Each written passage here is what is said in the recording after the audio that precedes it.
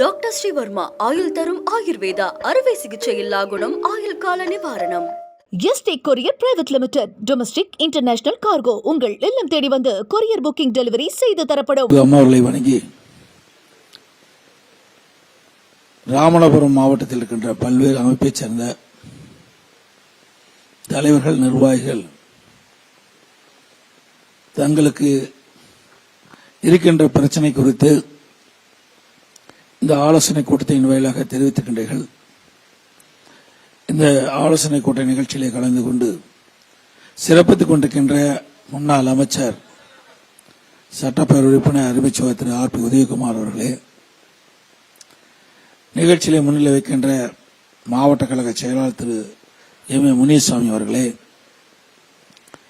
கழக அமைச்சர் திரு சுதா கே. பரமசிவம் அவர்களே, முன்னாள் எம்எல்ஏ திரு எம்.எஸ்.ஆர்.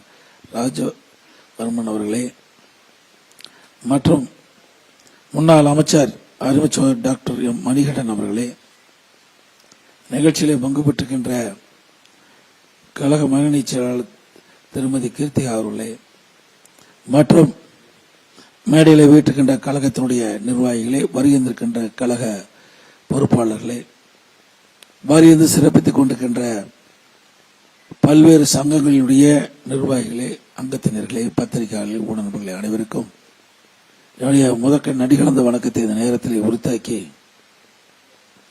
இங்கே நாட்டுப்படகு மீனவர்கள் இங்கே தெரிவித்திருக்கிறார்கள்.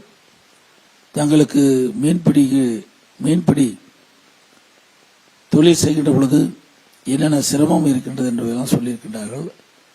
அதையெல்லாம் நீங்கள் ஒரு மனுவாக எழுதி கொடுங்கள். என்னுடைய அரசு அமர்ந்த பிறகு நாங்கள் அதை சரி செய்து கொண்டாட நடவடிக்கை மேற்கொள்வோம். அதேபோல இங்கிருக்கின்ற விசைத்தறி மீனவர்கள் ஏற்கனவே எல்லை தாண்டி மீன் பிடித்ததாக இலங்கை கடற்படை படகுகளை பறிமுதல் செய்து, அது மட்டுமல்லாமல் அவர்களை கைது செஞ்சு சிறை தண்டனை வழங்கி சிறையிலே வாடிக்கொண்டிருப்பதாக இங்கே கருத்தை சொல்லியிருக்கின்றார்கள். படகம் மீட்க வேண்டும், சிறையில் இருக்கின்ற நம்முடைய மீனவ நண்பர்களையும் மீட்க வேண்டும் என்ற கோரிக்கை வைத்திருக்கின்றார்கள். அதை சம்பந்தப்பட்ட மத்திய அமைச்சரிடம் பேசி அதற்கு தீர்வானதற்குண்டான முயற்சியை நாங்கள் மேற்கொள்வோம் என்பதை நேரத்தில் தெரிவித்து, அது மட்டுமல்ல, நம்முடைய மீனவர்களுக்கு அனைத்து இந்திய அண்ணா திராவிட முன்னேற்ற கழக ஆட்சியிலே ஏராளமான திட்டங்களை கொடுத்துள்ளோம். இப்ப கூட மத்திய அரசு மாநில அரசு ஆழ்கடல் மீன்பிடிக்கு நிறைய மானியம் கொடுத்து போட்லாம் வாங்கி கொடுத்து நாங்கள் பண்ணியிருக்கிறோம். மீன்பிடி தடை காலத்தில் அவர்களுக்கு உதவி செஞ்சிருக்கிறோம். அதோடு அவருக்கு டீசல் மானியம் போன்ற உதவிகள்லாம் செஞ்சிருக்கிறோம்.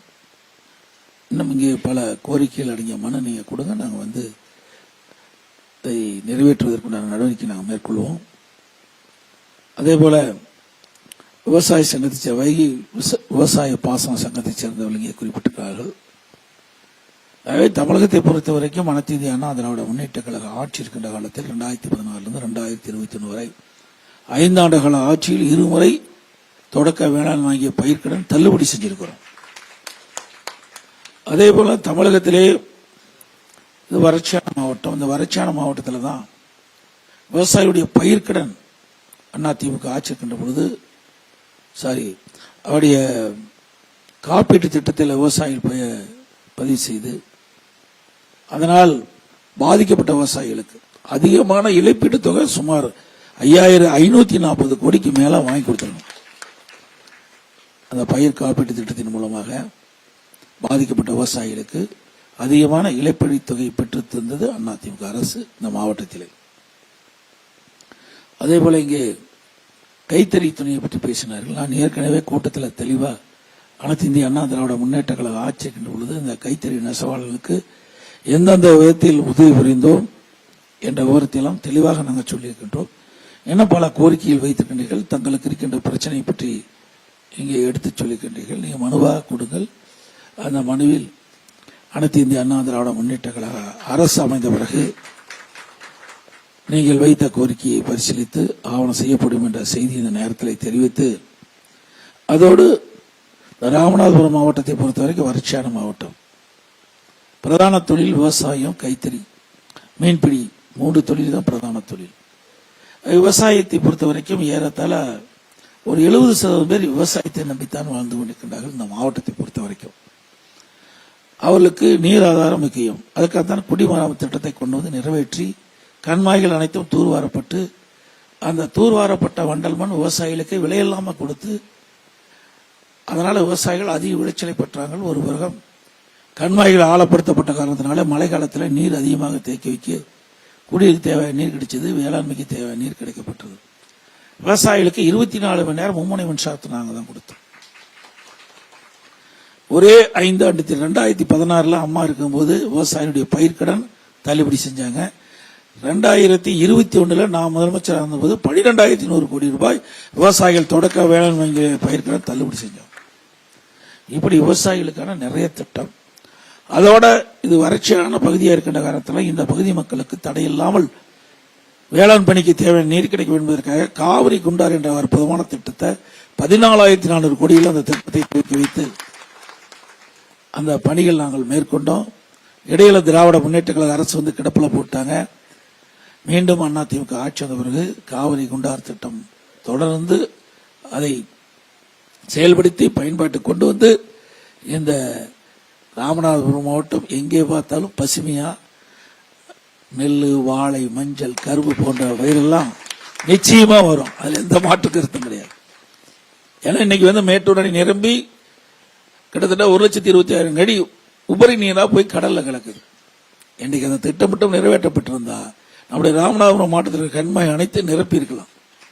இன்னைக்கு இந்த ஆட்சியால் வேண்டும் என்று திட்டமிட்டு அதிமுக ஆட்சியில் கொண்டு வரப்பட்ட திட்டம் என்ற ஒரே காரணத்திற்காக இன்றைக்கு அதிமுக ஆட்சியில் கொண்டு வந்த திட்டத்தை கிடப்புல போட்டிருக்கிறாங்க. உண்மையிலேயே இது மிக வருத்தமான செய்தி. ஒரு ஆட்சி இருக்கும், ஒரு ஆட்சி மாற்றம் வரும்.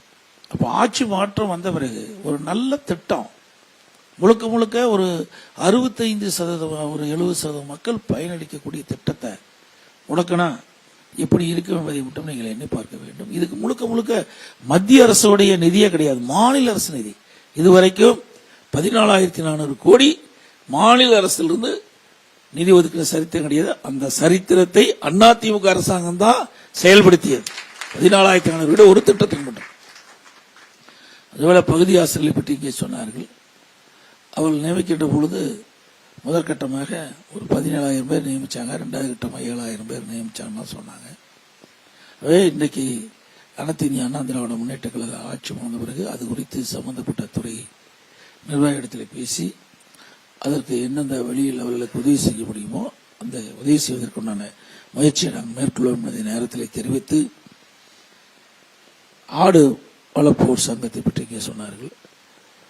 இன்றைக்கு கால்நடை செல்வங்கள் சிறப்பாக இருக்க வேண்டும் என்பதற்காகத்தான் இன்றைக்கு நம்முடைய சேலம் மாவட்டத்தில் 1000 கோடியில கால்நடை பூங்கா, ஆசியாவிலேயே மிகப்பெரிய கால்நடை பூங்கா.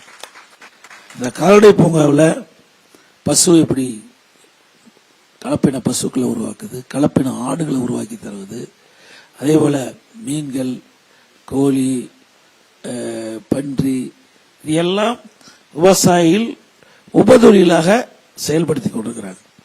ஆகவே அப்படிப்பட்ட தொழில் சிறக்க என்பதற்காக 1000 கோடியில் 1050 ஏக்கர்ல அந்த திட்டத்தை கொண்டாந்து முடிகிற தருவாயில் ஆட்சி மாற்றம் ஏற்பட்டு போச்சு. அதுல ஒரு பகுதியை நான் திறந்தேன், கால்நடை மருத்துவக் கல்லூரி ஆராய்ச்சி நிலையத்தை திறந்தேன். மீதி ஆராய்ச்சி நிலையம்லாம் அப்படியே கட்டி அப்படியே காட்சி பொருளா இருக்கு. இந்த ஆட்சியில நான் பல முறை சட்டமன்றத்தில் பேசிய காரணத்தில் கடந்த ஆண்டு அதை முதலமைச்சர் கஷ்டப்பட்டு ஒரு கத்திரிக்கோலை எடுத்து ரிப்பனை வச்சு கட் பண்ணி விட்டுட்டாரு. அதோட நிற்கிது. சிந்திச்சு பாருங்க எவ்வளவு பெரிய விவசாயிகளுக்கு கிடைக்குது. அதுல கலப்பின ஆடுகளை உருவாக்கி கொடுக்கின்ற பொழுது நாம் வளர்க்கின்ற ஆடு 20 கிலோ ஒரு வருஷத்துக்கு வரும்னு சொன்னா அதுல 40 கிலோ கிடைக்கும் வெயிட். அதை நாங்க விவசாயிகளுக்கு இலவசமா உற்பத்தி பண்ணி தரோம். அதுபோல கறவை பசுகள், இன்றைக்கு கலப்பின பசுகளை உருவாக்கி தருகின்ற பொழுது ஒரு நாளைக்கு 40 லிட்டர் பால் கொடுக்கும். இதெல்லாம் விவசாயியுடைய வருமானத்தை பெருக்குவதற்காக போட்டப்பட்ட திட்டம். ஆனால் வேண்டுமென்றே திட்டமிட்டு அதிமுக ஆட்சியில் கொண்டு வரப்பட்ட திட்டம் என்ற ஒரே காரணத்திற்காக விவசாயிகளுக்கு மிகுந்த பலனளிக்கக்கூடிய திட்டத்தை முடக்கி வச்சிருக்கிறாங்க. மீண்டும் உங்களுடைய ஆதரவோடு ஆட்சி வளர்ந்த பிறகு அந்த கால்நடை பூங்கா திறக்கப்படும். ஆடு வளர்ப்போர்கள் நீங்கள் நலமோடு வளமோடு வாழலாம், நீங்கள் பல்வேறு கோரிக்கை வச்சிருக்கிறீங்க. வனத்துறையில் இன்றைக்கு தடை செஞ்சிருக்கான்னு சொல்கிறாங்க. அது எந்த காரணத்துக்காக தடை செய்ய என்பதை எல்லாம் ஆய்வு செய்து அதற்குண்டான வழிமுறைகளை பின்பற்றி அவர்களுக்கு அந்த வாய்ப்பை உருவாக்கி தரப்படும். ஏன்னா மேய்ச்சல் புறம்போக்குன்னு ஏற்கனவே இருக்குது. அந்த காலத்திலேயே மேய்ச்சல் புறம்போக்கு வச்சு இந்த கால்நடைகள்லாம் போய் மேய்வதற்காக அது அந்த நிலத்தையெல்லாம் யாரும் எதுவும் பயன்படுத்தக்கூடாது என்ற அடிப்படையில் தான் அதெல்லாம் ஒதுக்கி வச்சிருந்தாங்க. அதையெல்லாம் முறையாக சர்வே செஞ்சு எடுத்து இப்படி கால்நடை வளர்ப்பதற்கு தேவையான வசதி செய்து கொடுக்கப்படும் என்ற செய்தி இந்த நேரத்தில் வைத்து அதிமுக ஆட்சி இருக்கின்ற பொழுது, இந்த வறட்சி வருகின்ற பொழுது நம்முடைய கால்நடைகளுக்கெல்லாம் தீவனம் இலவசமாக கொடுத்தோம், சேவனம் கூட நாங்கள் கொடுத்தோம். இப்படி பல வழியில் செஞ்சோம். அதே போல மீனவர்கள் புயலால் பாதிக்கப்படுகின்ற பொழுது அதற்கு தேவையான வசதிகளாக செஞ்சு கொடுத்தோம். நீங்கள் வந்து கஜா புயல் ஏற்பட்டதுங்க, அதுக்கு போட்டுக்கெல்லாம் நிறைய உதவி செஞ்சோம்.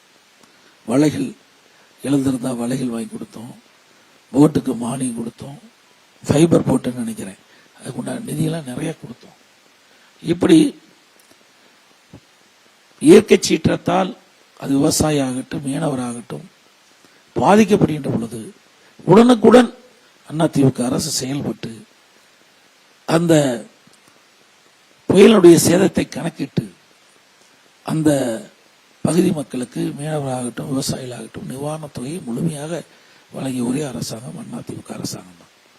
இன்னைக்கு கஜா புயல்ல நிறைய இடத்துல வந்து சேதமடைஞ்சது. அப்பொழுதெல்லாம் சேதத்தை கணக்கிட்டு நிறைய விவசாயிகளுக்கு கொடுத்தோம். இதெல்லாம் கடற்கரை ஓரமான பகுதி, கோஸ்டல் ஏரியா. இதில் அடிக்கடி புயல் வந்து தாக்கி அதனால நம்முடைய மீனவர்கள் பாதிப்பாங்க.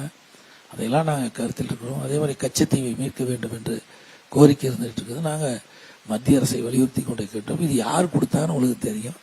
மத்தியிலே காங்கிரஸ் ஆட்சி இருக்கிற காலகட்டத்தில் திமுக அப்ப தமிழகத்தில் ஆண்ட இந்த கச்சத்தீவை தாரை வார்த்து கொடுத்தார்கள். இன்னைக்கு ஏதோ பேசிட்டு இருக்கிறாங்க.